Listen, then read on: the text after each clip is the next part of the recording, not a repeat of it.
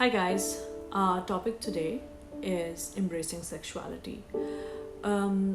We are going to talk about the difference between sexuality and sex. What is the difference between sensuousness and sex? Do you know the meaning of sexuality? Or do you think you know the meaning of sexuality? How do we understand sexuality? Our vlog today is about understanding and embracing sexuality. Let's find out more on Truly Sadia.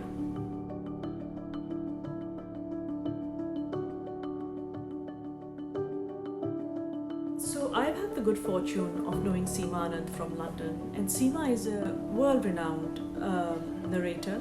She is a mythologist, a storyteller, the author of the book The Art of Seduction, an expert in Kama Sutra, in the Mahabharata, and she's also an expert in Eastern erotology. Seema is literally the go-to person to really understand what sexuality means.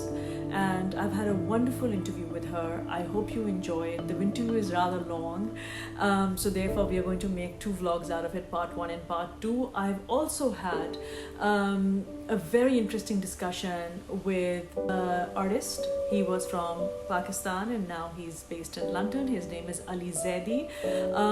Ali does some beautiful paintings of the human body in the nude form, and he is also a healer along with being an artist. And it's really interesting to get both Ali and Seema's feedback on sexuality.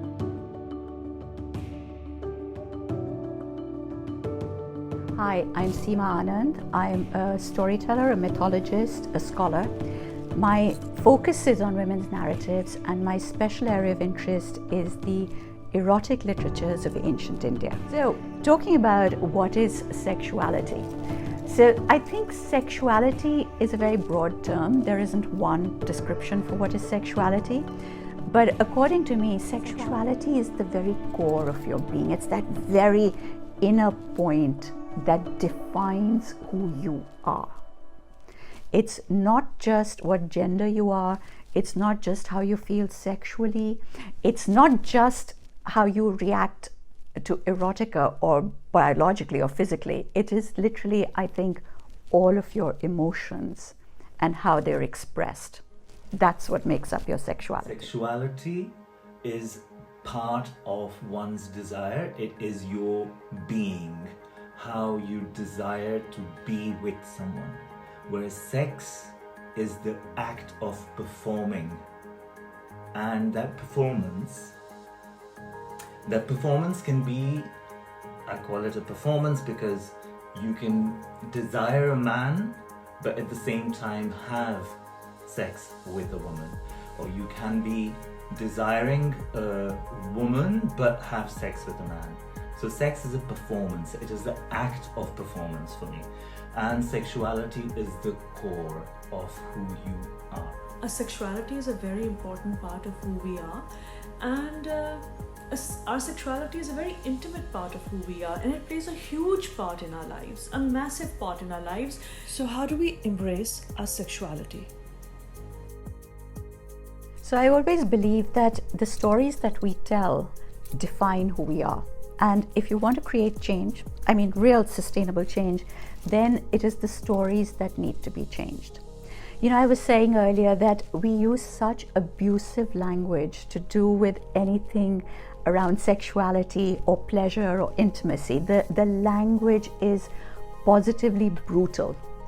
And there's Naomi Wolf actually makes a really clever point. She says that, you know, in ancient times, like in the Kama Sutra, for instance, we use the most beautiful language to describe the sexual organs. All right, so like the vagina, for instance, is described as the Chandan Mahal or the palace of sandalwood, or the clitoris is described as the Madan Chhatri, the umbrella of the love god, and so on. And she says, imagine if we were to change our vocabulary. Imagine if we were to grow up in a world, if young girls were to grow up in a world where they heard their bodies being referred to in such beautiful terminology. Imagine how differently they would think about themselves. Imagine the self-esteem, how that would change. And I truly believe that, the words that we use actually define our actions. If you use a really ugly, brutal, aggressive word for something, the action that goes with it will also be ugly, brutal, and aggressive. If you use really beautiful language to express something, you're going to think about it differently. Sexuality, for my purposes, is how I was constructed. What is my default? And I see us being born out of a sexual union, a union of sex, where it was between our mother and our father who created. And how that affects me is that it's about accepting one's energy. It's accepting who you are, and within that, people will give names to that sexuality, but it doesn't really matter to me. Sexuality is my gift that I was born with, and I've come to accept it as it is. One of the most important questions I want to talk about is what exactly is pleasure, and how do you understand pleasure for a woman? Any number of women have come to me and felt very pleased that they've gotten to a certain age that they no longer have to have sex. I mean, it's almost like a relief for them that, okay, we're at this age now, it's all over and done for us, thank God. Sexual pleasure should be like chocolate. You should be able to enjoy it for the rest of your life. Unfortunately, however, we're generally taught to believe that sexual pleasure is all about that one act of sex. It's that one act of penetration, which for most women is of really very little interest. The Kama Sutra actually does say that this is the least exciting part for a woman, is the penetration. And hence, a man should be able to bring her to orgasm at least twice before he decides to penetrate, before they actually have sex. So for women particularly, I would recommend that if you want the pleasure to continue going, there are a couple of things that you should do. One is, as you get older, lubrication is extremely important. So equip yourself well for lubricants. Second is fantasy. You need to be able to fantasize, because that is what is going to keep your sexual pleasure alive for you. Thirdly, do not feel under pressure when the man tells you, why do you need more time? Oh my God, why are you not feeling pleasure? It's okay. Men and women feel pleasure very differently. A man will feel pleasure much quicker, and he can release it with his orgasm. A woman doesn't feel the same way. If there are different things that make you feel pleasure, you either need to tell your partner about it. If you cannot get them to understand that, and that can happen too, then you need to explore that bit for yourself. Don't feel ashamed or embarrassed about it. It's extremely good for you. It's a proven fact. Sexual pleasure will keep you young for longer. So don't deny yourself the sexual pleasure. Actually explore it for yourself. Fantasy, as I was saying earlier, is really important. And the one thing that I find works really well, if you want to not just play it out in your head, but actually play it out together. Jewelry.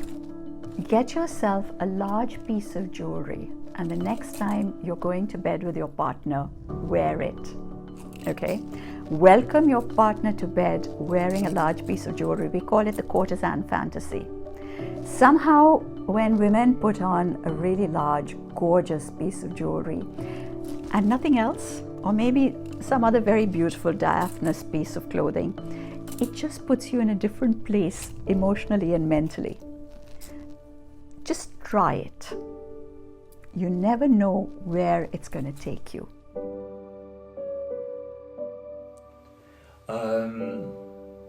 Of course, there's a difference in people, and we need to celebrate that, because sexual energy is nevertheless an energy, and different people have different energies. So some people are more geared towards that particular energy, and some people have less.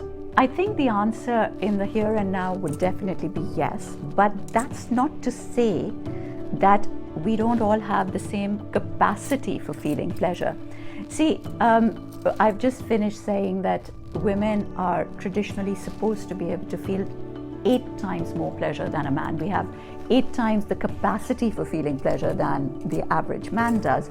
So I think we all have a similar capacity for pleasure, but we as human beings are different. So just like some people enjoy desserts more than other people, and some people are more inclined to exercise than other people, similarly, some people feel more pleasure, are more sexually inclined than other people are. But I think that in the wider spectrum, we all have the same capacity or the same ability to feel pleasure.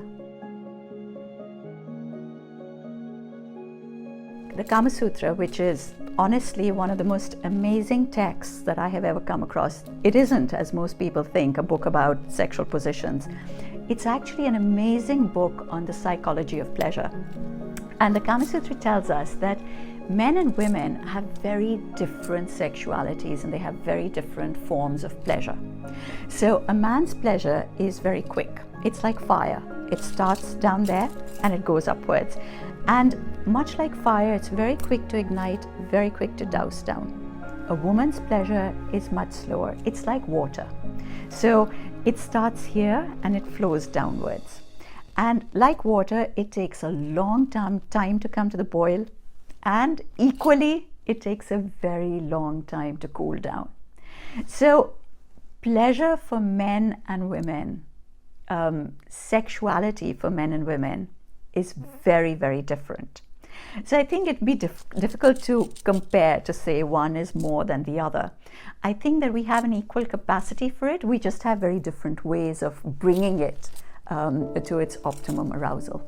I think there is an aspect of nurture and social construct that goes along with it. Age has to do a lot with it. When the hormones have kicked in at a time that you're growing up, the desires are very, very different. The foci are very different, because there's a deep innate need to be intimate, whether that is with the person of your same gender or with somebody else, or in whatever form or fashion. If there's a space provided, if there's a healthy space provided for people to be who they are, then I think it'd be very difficult to gauge whether a woman is more sexual or a man is more sexual. But the way our societies are constructed, in the proverbial West or the East, the man is seen as a sexual creature, more of a predator. And even if the women become more vocalized in what they want sexually, then they are deemed to be the same male predator.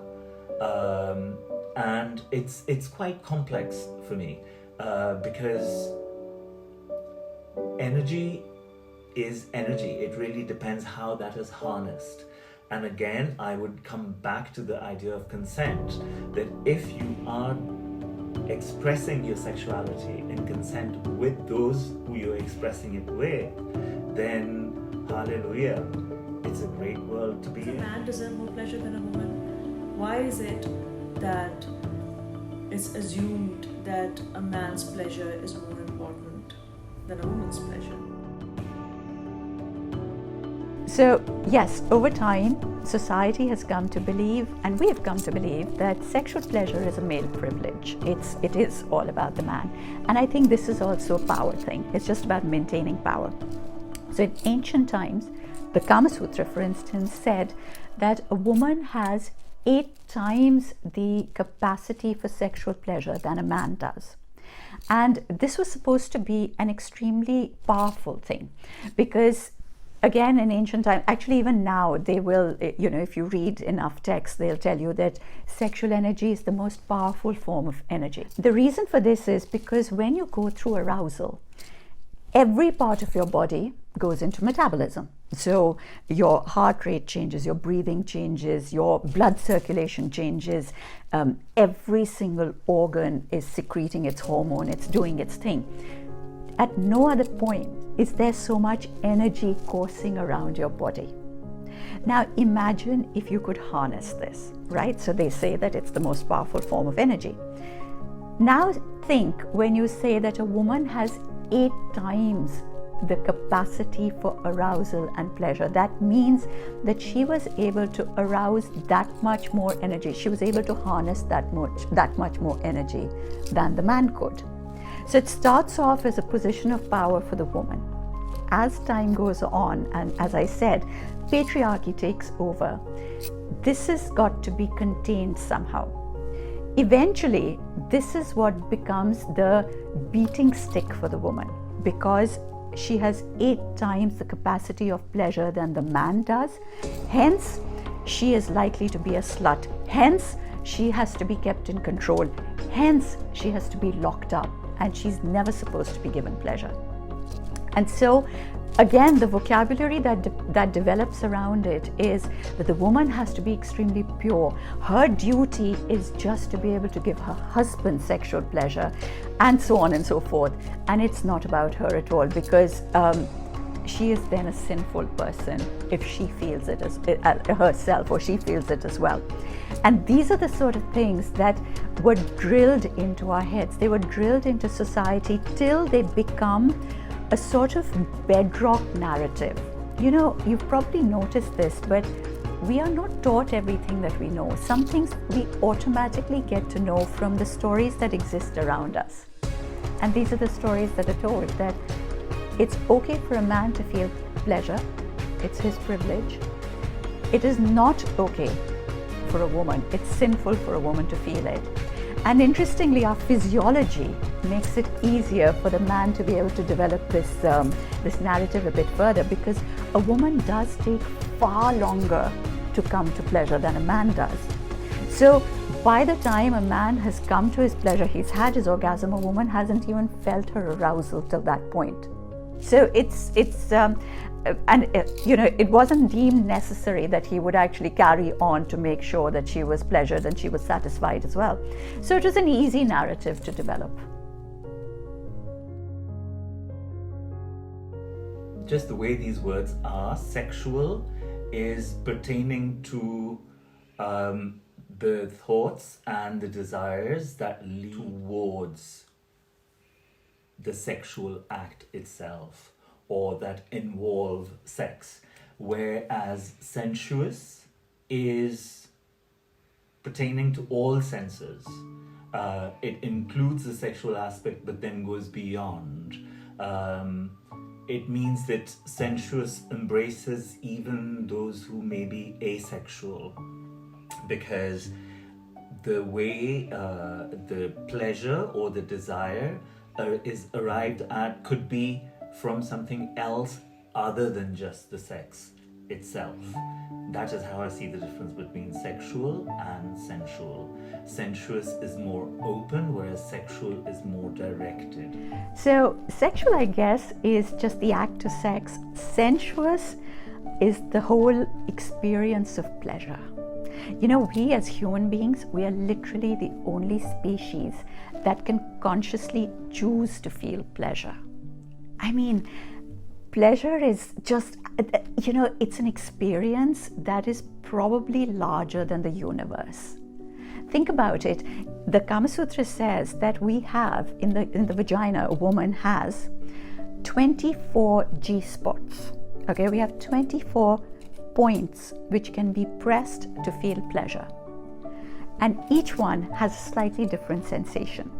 So one can make you feel like you're burning up with excitement. Another one can make you feel like you're wanting to slow it right down. Another one can make you feel like you want to extend it a little bit further, and so on. Each one is different. Every part of your body has the capacity to feel pleasure, but in a slightly different way.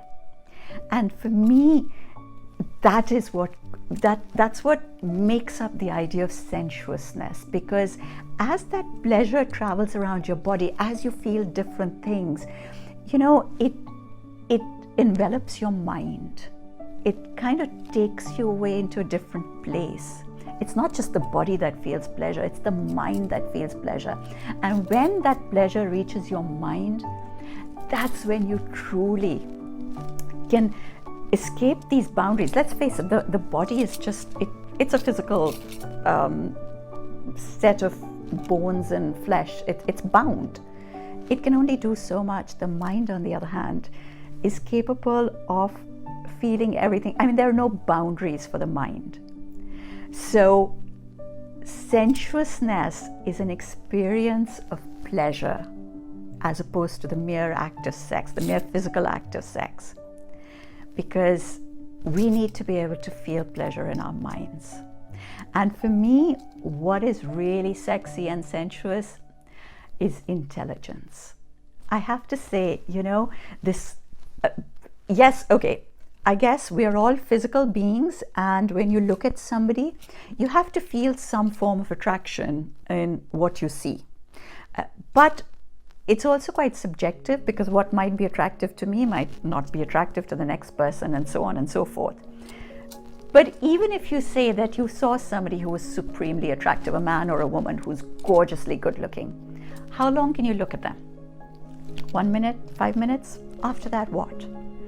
It's the mind that can really capture you, okay? If that mind is capable of being intelligent, in engaging you, you are wanting to spend more and more time with that person. That's what makes a person sexy for me.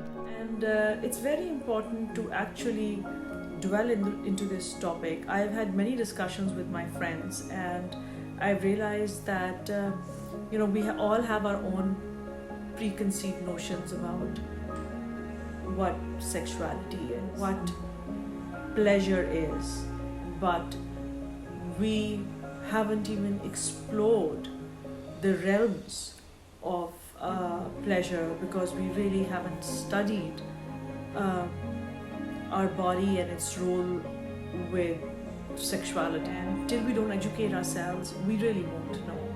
And it's also very important to remove the shame associated with sexuality. I think that especially in the Eastern culture, there's a lot of shame, a lot of awkwardness around these words, and we really have to go beyond it. And we really have to understand what it is and then embrace it. It's really part of our lives. We eat, we drink, we breathe, and we procreate.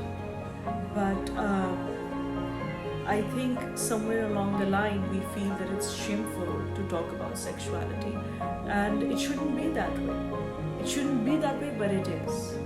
And I want to address this topic so we can remove some preconceived notions, A, about sexuality, and B, I want to address this topic so we can have a better understanding, and so that we can really broaden our horizons and learn more about this topic. I hope you enjoyed as much as I did. It was an absolute pleasure to talking to both Seema and Ali.